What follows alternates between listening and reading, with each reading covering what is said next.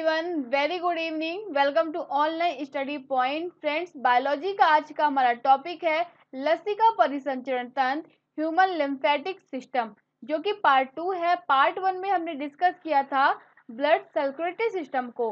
Friends, इस video में हम डिस्कस करेंगे पहले थ्योरी, उसके बाद हम डिस्कस करेंगे इंपॉर्टेंट क्वेश्चंस को, जो हमारे एग्जाम के लिए काफ़ी इंपॉर्टेंट और हेल्पफुल होंगे। तो फ्रेंड्स, जैसा कि आप सभी को पता है कि ये हमारा साइंस का क्रैश कोर्स है, जो mainly RRB NTPC group D के लिए है। तो यहाँ पर हम सबसे पहले बताएंगे आपको कि हम इस वीडियो में डिस्कस क्या क्या करने वाले हैं, कि हम आखिर लसिका तंत्र लिम्फेटिक सिस्टम के अंतर्गत क्या क्या डिस्कस करेंगे। तो फ्रेंड्स, हम सबसे पहले डिस्कस करेंगे कि लसिका क्या है, what is lymph. Second point में हम डिस्कस करने वाले हैं लसिका कोशिकाएं, लिम्फ कैपिलरीज। थर्ड पॉइंट में हम डिस्कस करेंगे लसिका वाहिनियां, लिम्फ वेसल्स। फोर्थ पॉइंट में हम डिस्कस करेंगे लसिका गांठें, लिम्फ नोड्स। और नेक्स्ट डिस्कस करेंगे लसिका अंग, यानी कि जो हमारा लिम्फेटिक सिस्टम है किस किन अंगों से, किस प्रकार के ऑर्गन से मिलकर बना है, उसको हम डिस्कस करेंगे। देन हम डिस्कस करेंगे लसिका के कार्य, यानी लसिका जो तंत्र है या उसके अंग है, उन सभी क्या इंपॉर्टेंट वर्क करते हैं, उन सभी को डिस्कस करेंगे। तो फ्रेंड्स, हम एक एक करके डिस्कस करेंगे। सबसे पहले हम जानते हैं कि लसिका क्या है, व्हाट इज लिम्फ। यहाँ पर मैंने एक डायग्राम लिया है। यहाँ पर आप देख रहे हैं कि जो हमारा हार्ट है वहाँ से दो प्रकार की नलिकाएं निकलती हैं। एक तो रेड है, दूसरी है ब्लू। आपको यहाँ पर दिख रही है जो रेड कलर की नलिकाएं होती हैं फ्रेंड्स, वो हमारी धमनियाँ आर्टरीज कहलाती हैं, जबकि जो ब्लू कलर की होती हैं वो वेंस कहलाती हैं, सिरा। जब मैंने आपको ब्लड सर्कुलेटरी सिस्टम पढ़ाया था तो वहां पर मैंने ये सारी चीजें डिस्कस की थी, लेकिन आप यहाँ पर देख रहे होंगे रेड और ब्लू के अलावा यहाँ पर एक ग्रीन कलर की भी नलिकाएं आपको दिख रही हैं। ग्रीन कलर की भी वेसल्स आपको यहाँ पर दिख रहे हैं। वो क्या कहलाते हैं, वही लिम्फ कहलाते हैं। जब भी आप देखो कि जो हमारी नलिकाएं होती हैं, जो हमारे लिम्फ होते हैं, वो क्या हमेशा सिरा से निकलते हैं। सिरा यानी वेंस से इनकी उत्पत्ति होती है। आप यहाँ पर देख रहे होंगे जब भी हमारे वेंस यानी सिरा में क्या होता है, कोई होल हो जाता है, छोटा सा कोई होल हो जाता है, या फिर वहां पे फ्रैक्चर हो जाता है, क्योंकि आंतरिक चोटें भी लगती हैं और बाहरी चोटें भी लगती हैं। उस प्रकार से जो हमारी सिराओं में थोड़े थोड़े छेद हो जाते हैं या होल हो जाते हैं, तो क्या उनसे जो ब्लड बहता है, जो हमारी सिराओं में जो ब्लड बहता है फ्रेंड्स, वो वहां से पास होने लगता है। तो वो क्या करते हैं, ग्रीन कलर की जो नलिकाएं हैं उसमें ब्लड हमारा फ्लो करने लगता है सिरा से। जब भी आप देखो कि यहाँ पर आपको जो ग्रीन कलर की नलिकाएं दिख रही हैं, उसमें क्या होता है कि जब भी हमारे ब्लड पर जो ब्लड बह रहा होता है, उसमें आपने देखा होगा कि जब मैंने मानव रक्त पढ़ाया तो मैंने सब कुछ डिस्कस किया है, लेकिन मैं एक बार यहाँ पे रिवाइज करवा देती हूँ। जो हमारा ब्लड होता है उसमें plasma, water, WBC, RBC, platelets के अलावा प्रोटीन्स पाए जाते हैं। तो यहाँ पर हमने देखा कि जो भी यदि हमारे जो नलिकाएं होती है ब्लड की, यदि उनमें कोई फ्रैक्चर या होल हो जाता है तो उसमें से ब्लड बाहर की तरफ फ्लो करता है, वो एक नई नई नलिकाओं में बहने लगता है, जिसे हम कहते हैं लिम्फ। जब भी आप देखो, ये जो होल होता है ना, इतना छोटा होता है कि इसमें जो हमारा ब्लड होता है उसमें जितने भी कंपोनेंट्स होते हैं वो सारे लिम्फ में नहीं आ पाते। सिर्फ आता है प्लाज्मा और साथ में डब्ल्यूबीसी। सारे जो प्रोटीन्स और जो भी आरबीसी होते हैं वो यहाँ पर नहीं आ पाते, क्योंकि होल इतना छोटा होता है कि पॉसिबल ही नहीं होता। तो केवल लिम्फ में क्या बहता है, हमारा प्लाज्मा और डब्ल्यूबीसी। तो फ्रेंड्स, यहाँ पर लिम्फ आप समझे, जो लिम्फ होता है फ्रेंड्स, वो हमारे नलिकाओं, जो हमारी ब्लड की वेसल्स होती हैं, उससे निकल कर ये बनते हैं। यदि उनमें कोई फ्रैक्चर या कोई होल हो जाए तो उससे निकल कर बहते हैं। इस प्रकार से हमने यहाँ पर लिम्फ के बारे में जाना। यही सब क्या पूरे हमारी बॉडी पर होता है ऐसा सिस्टम। तो ये सब मिलकर क्या करते हैं, लिम्फेटिक सिस्टम का निर्माण कर लेते हैं। अब यहाँ पर हम जानते हैं लसिका लिम्फ के बारे में, थोड़ा सा परिभाषा को डिस्कस कर लेते हैं।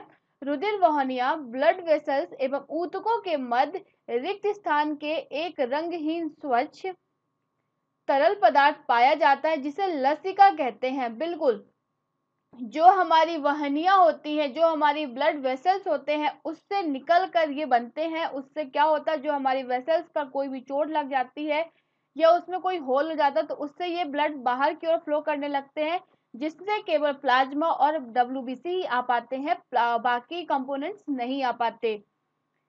रुधिर प्लाज्मा रुधिर कोशिकाओं की पतली दीवारों से छनकर ऊतक कोशिकाओं के संपर्क में आ जाते हैं। जैसा कि बिल्कुल मैंने आपको बताया, ये हमारी ब्लड वेसल्स से निकलकर बहुत पतली कोशिकाओं में बहने लगते हैं, जो कि ग्रीन कलर का मैंने आपको अभी बताया। इस छने हुए द्रव को ऊतक द्रव्य कहते हैं, क्योंकि इस द्रव्य जो ऊतक द्रव्य होता है, टिश्यू फ्लूइड होता है फ्रेंड्स, इसमें केवल प्लाज्मा और डब्ल्यूबीसी होता है, क्योंकि इसमें जो हमारा ब्लड होता है उसमें अनेक प्रकार के कंपोनेंट्स पाए जाते हैं, जैसे आरबीसी भी पाया जाता है, डब्ल्यूबीसी भी, प्लेटलेट्स, प्रोटीन।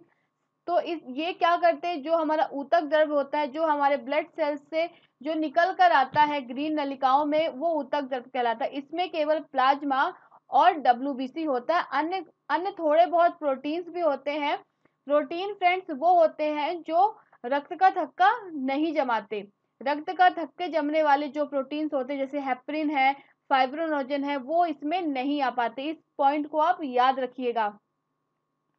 अब यहाँ पर हम देखेंगे जो लसिका यानी लिम्फ में लाल रक्त कणिकाएं एवं हीमोग्लोबिन अनुपस्थित होते हैं। बिल्कुल मैंने जस्ट आपको अभी बताया, जो लिम्फ होता है, लिम्फ वेसल्स होते हैं, उसमें केवल प्लाज्मा और डब्ल्यूबीसी होता है। कुछ मात्रा में प्रोटीन्स भी होते हैं, लेकिन यहाँ पर आप देखोगे वही प्रोटीन आ पाते हैं जो रक्त का थक्का नहीं जमाते। तो आरबीसी नहीं होता, होमोग्लोबिन भी नहीं होता, क्योंकि इसका जो कलर होता है, लिम्फ का जो कलर होता है फ्रेंड्स, वो तेली मतलब येलो में होता है, लाइट येलो कलर का होता है, जबकि ब्लड जो हमारा वो प्रॉपर रेड होता है। जबकि श्वेत रक्त कणिकाएं अधिक मात्रा में पाई जाती है। बिल्कुल इसमें प्लाज्मा के साथ डब्ल्यूबीसी आ जाते हैं हमारे लिम्फ में।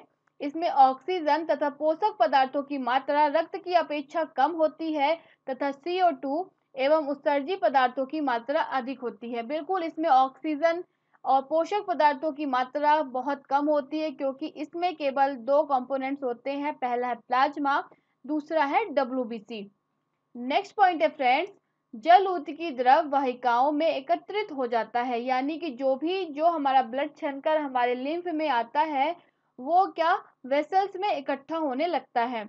यहाँ पर आप देख सकते हैं, ये जो ब्लू कलर की धमनियां हमारी हैं, ये वेंस कहलाती हैं, सिरा।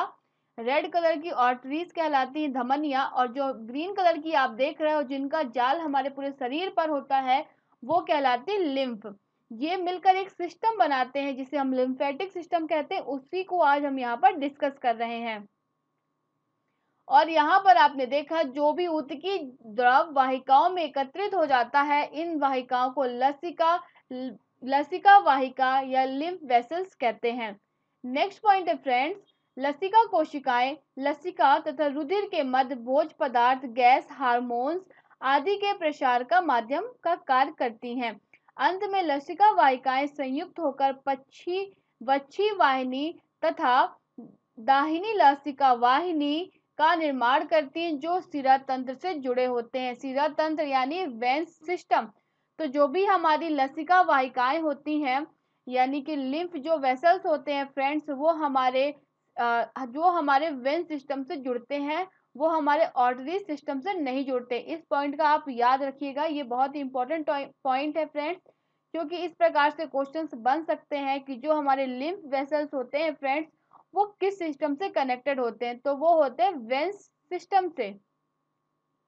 अब हम यहाँ पर डिस्कस करेंगे लसिका अंग के कार्य, यानी लिम्फोइड ऑर्गन्स को डिस्कस करेंगे। पहला है फ्रेंड्स लसिका पुटक, यानी कि जो हमारा लिम्फेटिक सिस्टम है, किस प्रकार के अंगों से मिलकर बनता है। ये मेनली 4 अंगों से मिलकर बनता है। पहला है लसिका पुटक। ये क्या करता है, आंखों की स्लेम स्तर, यानी कि जो आंत होती है, जो हमारे इंस्टेंटाइन्स होते हैं फ्रेंड्स, उसके स्तर पर पाए जाते हैं। दूसरा है फ्रेंड्स टॉन्सिल।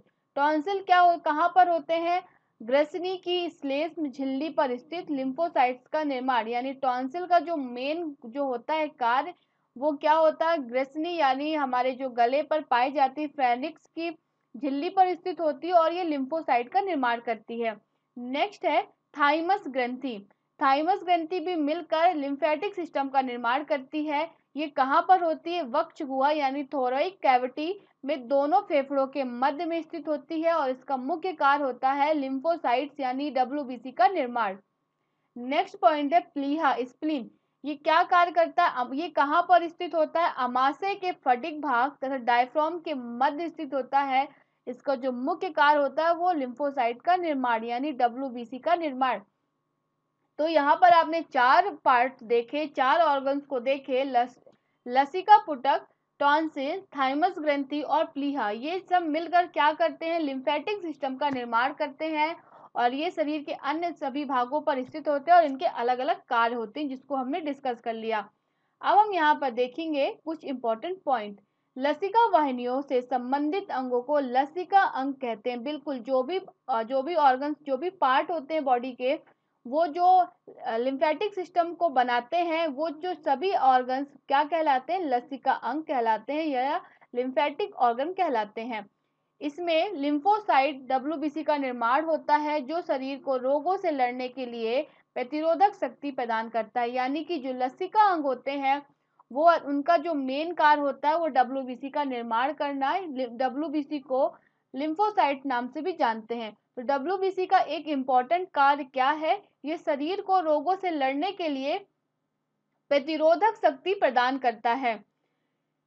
लसिका जो है लिम्फोसाइट्स किस किस से मिलकर बना है? जस्ट हमने डिस्कस किया। लसिका गांठें, प्लीहा, थाइमस ग्रंथि और टॉन्सिल, ये सभी मिलकर लिम्फोसाइट्स का निर्माण करते हैं यानी WBC का निर्माण करते हैं और ये सभी मिलकर लिम्फेटिक सिस्टम भी बनाते हैं जो कि बाहरी पदार्थों, जीवाणु आदि से शरीर को सुरक्षा हेतु कार्य करती है। यहाँ पर हम नेक्स्ट पॉइंट डिस्कस करेंगे। आहार नाल में वसा पाचन के फलस्वरूप बने वसा, अम्ल तथा ग्रीसलॉल रुधिर वाहिकाओं में न जाकर लैक्टियल्स द्वारा लसिका तंत्र में पहुंचते हैं।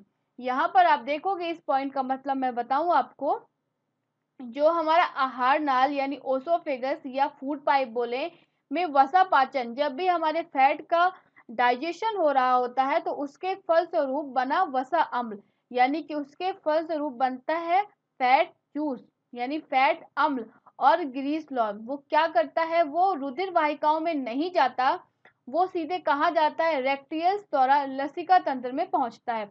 यानी कि जो भी हमारे फूड पाइप है उसमें वसा का पाचन जब होता है, डाइजेशन होता है, तो उससे क्या क्या बनते हैं? वसा अम्ल बनता है और ग्रीसलॉल बनता है जो हमारे ब्लड में नहीं जाते, क्योंकि हमारे ब्लड में जो जाता है वो प्रोटीन, कार्बोहाइड्रेट, शर्करा, ग्लूकोज, इस प्रकार के तत्व जाते हैं, फैट नहीं जाता। तो ये क्या होता है? जो लसिका तंत्र में हमेशा पीले कलर में ये जमना स्टार्ट कर देता है, जो भी, क्योंकि इसका कलर ही होता है येलो कलर। अब हम डिस्कस करेंगे फ्रेंड लसिका के कार्य, लिम्फ के फंक्शंस को यहाँ पर डिस्कस करेंगे। पहला है जल का अस्थायी संचय। जल का अस्थायी संचय, शरीर में प्रवेश करने वाले जल के लिए लसिका वाहिनियां अस्थायी मौत से रोकते हैं, जलाशय का कार्य करती हैं। नेक्स्ट पॉइंट है अधिकतम जल का अवशोषण। ऊतक द्रव से जल की अधिशेष मात्रा को हटाकर लसिका उसे रुधिर परिसंचरण तंत्र में डालती है। तीसरा पॉइंट है फ्रेंड्स संक्रमण से सुरक्षा। आप मेनली हेडिंग्स को याद रखेंगे कि ये क्या करते हैं? जल का अस्थायी संचय करते हैं, अधिकतम जल का अवशोषण करते हैं, संक्रमण से सुरक्षा करते हैं, क्योंकि ये क्या करते हैं? WBC का निर्माण करते हैं और WBC प्रतिरोधक क्षमता प्रदान करती है। बिल्कुल, लसिका में मौजूद लिम्फोसाइट WBC रोगाणु को नष्ट कर संक्रमण से सुरक्षा, मनुष्य को सुरक्षा प्रदान करती है। नेक्स्ट है फ्रेंड दीर्घाणुओं का परिवहन। लसिका द्वारा बड़े बड़े अणुओं जैसे प्रोटीन, हार्मोन आदि को रुधिर परिसंचरण में ले जाने का कार्य लिम्फेटिक के द्वारा होता है, क्योंकि ये अणु रुधिर कोशिकाओं की भित्ति नहीं भेद पाते। बिल्कुल, जब भी कोई मेन होते हैं ब्लड में, जैसे अनेक कंपोनेंट्स होते हैं, वो क्या करते हैं? वो हमारे लिम्फ में नहीं आ पाते, वो हमेशा लिम्फ में WBC और प्लाज्मा ही रहता है, क्योंकि ये जो हमारी रुधिर कोशिकाएं हैं, जो हमारी ब्लड वेसल्स है, उनसे ये पार नहीं कर पाते, या इतने बड़े अणु होते हैं कि ये उसमें नहीं जा पाते। बिल्कुल, नेक्स्ट पॉइंट का यही मतलब है कि ये अणु सीधे रुधिर परिसंचरण तंत्र में नहीं पहुंच सकते। नेक्स्ट है वसा का परिवहन। वसा का परिवहन लसिका के द्वारा ही होता है। जब भी फूड पाइप में हमारा वसा का, हमारे फैट का डाइजेशन होता है तो वहाँ पर वसा अम्ल और ग्रीसलॉल बनता है, जो हमारे ब्लड वेसल्स में नहीं जाता, सीधे हमारे लिम्फ वेसल्स में जाता है। आहार नाल में बिल्कुल यहाँ पर मैंने वही बताया है कि जो भी हमारे फूड पाइप में पाचन होता है, वहाँ पर जो भी अम्ल बनते हैं वो हमारी रुधिर वाहिनियों में नहीं जाते, सीधे हमारे लसिका तंत्र लिम्फेटिक सिस्टम में पहुँचते हैं। अब हम यहाँ पर डिस्कस करेंगे फ्रेंड्स लसिका और रुधिर में अंतर, यानी कि ब्लड और लिम्फ में क्या डिफरेंसेस हैं, यहाँ पर हम डिस्कस करेंगे। क्योंकि हमने यहाँ पर दो सिस्टम को डिस्कस किया है। पार्ट 1 में हमने डिस्कस किया था सर्कुलेटरी सिस्टम को और सेकेंड पार्ट में हमने डिस्कस किया लिम्फेटिक सिस्टम को। तो जो भी हमारा ब्लड सर्कुलेटरी सिस्टम है वो ब्लड से मिलकर बनता है, और जो हमारा लिम्फेटिक सिस्टम है वो हमारा लिम्फ से मिलकर बनता है। तो यहाँ पर हम उसी के बीच डिफरेंसेस को डिस्कस करेंगे। पहला है फ्रेंड्स, यह गहरे लाल रंग का तरल संयोजी ऊतक है। जो हमारा ब्लड होता है वो लाल रंग का होता है और संयोजी ऊतक होता है। सेकंड है, रुधिर में लाल रक्त कणिकाएं उपस्थित होती हैं। थर्ड पॉइंट है फ्रेंड्स, इसमें प्रोटीन की मात्रा एवं न्यूट्रोफिल्स की संख्या अधिक होती है। फोर्थ पॉइंट है फ्रेंड्स, रुधिर में फाइब्रोनोजन की मात्रा अधिक होने से रक्त का थक्का आसानी से नहीं जमता। अब हम यहाँ पर लसिका यानी लिम्फ के बारे में जाने तो यह छना हुआ रुधिर एवं रंगहीन ऊतक है। बिल्कुल ब्लड से ये छन कर जाता है। इसमें केवल प्लाज्मा और डब्ल्यूबीसी होते हैं। इसमें कोई भी प्रोटीन नहीं होता, इसमें कोई भी कलर नहीं होता। ये बहुत रंगहीन येलो कलर का होता है, बिल्कुल लाइट येलो कलर में होता है। नेक्स्ट पॉइंट है, लसिका में आरबीसी नहीं होते हैं, इसमें डब्ल्यूबीसी और केवल प्लाज्मा होते हैं, क्योंकि ये जो लिम्फ है वो ब्लड से छनकर ही बनता है। नेक्स्ट पॉइंट है, प्रोटीन की मात्रा कम होती है एवं लिम्फोसाइट्स की मात्रा सर्वाधिक होती है। प्रोटीन की मात्रा कम होने का रीजन ये है कि जब भी हमारा ब्लड जो है वो उसमें जो हमारा ब्लड है वो हमारे ब्लड वेसल्स में बहता है, तो उसमें यदि कोई होल हो जाता है तो उससे ब्लड छनना स्टार्ट हो जाता है। जब भी आप देखो, यदि आप पाइप का यहाँ पे एग्जांपल लो, जो पानी का पाइप होता है, यदि वहां पे कोई होल हो जाए फ्रेंड्स तो वहां से पानी रिसने लगता है। उसी प्रकार से हमारे होते हैं ब्लड वेसल्स, वहां पर ब्लड बह रहा होता है, वहां पे यदि कोई चोट लग जाए या वहां पे कोई होल हो जाए तो वहां से भी ब्लड हमारा रिसने लगता है, जो हमारी लिम्फ में बहने लगता है। तो जब उसमें बहता है फ्रेंड्स तो सारे कंपोनेंट्स नहीं आ पाते, केवल प्लाज्मा और डब्ल्यूबीसी आता है। और प्रोटीन्स की मात्रा कम होती है क्योंकि इसमें रक्त का थक्का जमाने वाले प्रोटीन्स नहीं आ पाते। जैसे रक्त का थक्का जमता है हेपरिन से, फाइब्रोनोजिन से, तो इस प्रकार के प्रोटीन्स लिम्फ में नहीं पाए जाते। नेक्स्ट पॉइंट है, लसिका में फाइब्रोनोजन की मात्रा कम होने से रक्त का थक्का जमने की शक्ति इसमें निहित नहीं होती है। यहाँ पर आप देख सकते हैं कि यहाँ पर मैंने एक डायग्राम फिर से लिया है जिससे आप सभी को प्रॉपर समझ में आ सके कि जो हमारा हार्ट होता है फ्रेंड्स, उससे दो प्रकार की नलिकाएं निकलती हैं, दो प्रकार के वाहिकाएं यानी वेसल्स निकलती हैं। पहली है फ्रेंड्स धमनी आर्टरीज और दूसरी है फ्रेंड्स सिरा वेन्स। लेकिन आप यहाँ पर देखोगे हमारे सिरा और धमनी से अनेक प्रकार के जो होल हो जाते हैं या फिर घाव लग जाते हैं तो उससे ब्लड रिसने लगता है, और उससे तीसरी प्रकार की वाहिनिकाएं यानी वेसल्स बनते हैं जिन्हें हम लिम्फ कहते हैं। लिम्फ भी कई प्रकार के अंगों से मिलकर बनता है, उनको हमने यहाँ पर डिस्कस कर लिया। तो फ्रेंड्स आज का जो हमारा लेक्चर था वो हमारा लिम्फेटिक सिस्टम पे था, और अब हम डिस्कस करेंगे इम्पोर्टेंट क्वेश्चंस को जो हमारे एग्जाम्स में बनते हैं। पहला ही क्वेश्चन है फ्रेंड्स, एंटीबॉडीज का निर्माण किससे होता है? तो एंटीबॉडीज का जो निर्माण होता है वो लिम्फोसाइट्स से होता है, डब्ल्यूबीसी से होता है। नेक्स्ट क्वेश्चन है, रक्त प्लेटलेट्स बिम्बाणु के संदर्भ में निम्नलिखित में से क्या सही है? तो फ्रेंड्स इसका आंसर है, उन्हें थ्रोम्बोसाइट्स भी कहा जाता है। बिल्कुल, प्लेटलेट्स को थ्रोम्बोसाइट्स भी कहा जाता है, जैसे लिम्फोसाइट्स को डब्ल्यूबीसी कहते हैं। नेक्स्ट पॉइंट है, रक्त में प्रतिस्कंदन पदार्थ कौन सा है? Fibrinogen, heparin, thrombin, globin. तो फ्रेंड्स इसका आंसर है हेपरिन। नेक्स्ट पॉइंट है, शरीर के अंदर रक्त का स्कंदन किसकी उपस्थिति के कारण यानी नहीं होता? हीमोग्लोबिन के कारण, हेपरिन के कारण, फाइनिन के कारण या प्लाज्मा के कारण? तो इसका आंसर है फ्रेंड्स हेपरिन के कारण। नेक्स्ट क्वेश्चन है, मानव शरीर में सबसे बड़ी धमनी कौन सी है? धमनी यानी ऑर्टरीज, महाधमनी, वेना केवा, केशिका या फुफ्फुसी शिरा। तो सबसे बड़ी धमनी है फ्रेंड्स महाधमनी। नेक्स्ट क्वेश्चन है, रक्त समूह का आविष्कार किसने किया था? कॉल लैंडस्टीनर ने, विलियम हॉर्वे, रॉबर्ट ब्राउन या लुई पाश्चर। तो फ्रेंड्स रक्त समूह का जो आविष्कार किया था वो कॉल लैंडस्टीनर ने किया था। इन्होंने 4 प्रकार के रक्त समूह बताए थे, जिसमें ए बी व ओ इस प्रकार के समूहों को इन्होंने खोज की थी। नेक्स्ट है फ्रेंड्स, निम्नलिखित में से कौन सा अंग अशुद्ध रक्त संचार करता है, यानी कि अशुद्ध रक्त को प्रवाहित करता है?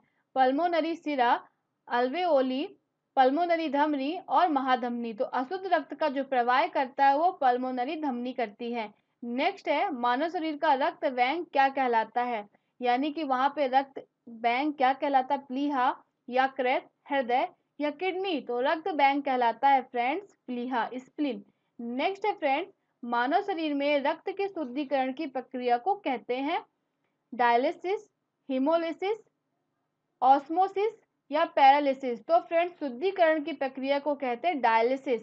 नेक्स्ट है फ्रेंड्स, स्वस्थ मनुष्य में रक्त में प्लेटलेट्स की संख्या कितनी होनी चाहिए? तो एक स्वस्थ मनुष्य के शरीर में प्लेटलेट्स की संख्या लगभग 20,000, लगभग 2 लाख के लगभग 2 लाख से अधिक होनी चाहिए। मैं बता दूं, हमारे जो ब्लड में 3 प्रकार के रुधिकाणु पाए जाते हैं। पहला है आरबीसी, डब्ल्यूबीसी व प्लेटलेट्स। तो जो आरबीसी होते हैं वो संख्याओं में सबसे अधिक होते हैं, उसके बाद जो संख्या होती है प्लेटलेट्स की होती है, जबकि जो सबसे कम संख्या होती है वो होती है डब्ल्यूबीसी की। यदि बात करें आरबीसी व डब्ल्यूबीसी के अनुपात की, तो फ्रेंड्स 600 आरबीसी में केवल 1 डब्ल्यूबीसी होता है, यानी 600 अनुपात 1, यानी 600 की संख्या में केवल 1 डब्ल्यूबीसी होता है। नेक्स्ट क्वेश्चन है फ्रेंड्स, रुधिर परिसंचरण तंत्र की खोज करने वाले प्रथम वैज्ञानिक हैं। तो रुधिर परिसंचरण की तंत्र की खोज की थी Andreas Vesalius, William Harvey, Robert Hooke या रॉबर्ट ब्राउन। तो रुधिर परिसंचरण तंत्र यानी ब्लड सर्कुलेटरी सिस्टम की जो खोज की थी विलियम हॉर्वे ने। फ्रेंड्स यहाँ पर मैंने एक फिर से डायग्राम लिया है, क्योंकि हमने यहाँ पर 2 पार्ट डिस्कस किए हैं, ब्लड सर्कुलेटरी सिस्टम को और लिम्फेटिक सिस्टम को। क्या होता है, जो ब्लड सर्कुलेटरी सिस्टम होता है यानी परिसंचरण तंत्र होता है फ्रेंड्स, उसमें 2 प्रकार की धमनियां होती, 2 प्रकार की नलिकाएं होती हैं। एक होती धमनी, दूसरा होता है सिरा। जबकि लिम्फेटिक होता है, किसमें होता है? लिम्फ, यानी कि जो भी लिम्फ का निर्माण होता है वो हमेशा वेंस या आर्टरीज के माध्यम से होता है। तो यहाँ पर आप देख सकते हैं। तो फ्रेंड्स जो आज का हमारा लेक्चर था वो काफ़ी इंपॉर्टेंट लेक्चर था। यहाँ से क्वेश्चंस हमेशा हमारे एग्जाम से बनते हैं। यदि वीडियो आपको अच्छा लगा हो तो आप लाइक करें, शेयर करें व चैनल को सब्सक्राइब करें। इसकी जो पीडीएफ है आप सभी को हमारे एप्लीकेशन पर मिलेगी, ऑनलाइन स्टडी पॉइंट पर मिलेगी, वहाँ से जाकर आप लोग डाउनलोड कर सकते हैं। और यदि वीडियो आपको कैसा लगा आप कमेंट बॉक्स में ज़रूर फीडबैक दें। Thanks for watching this video.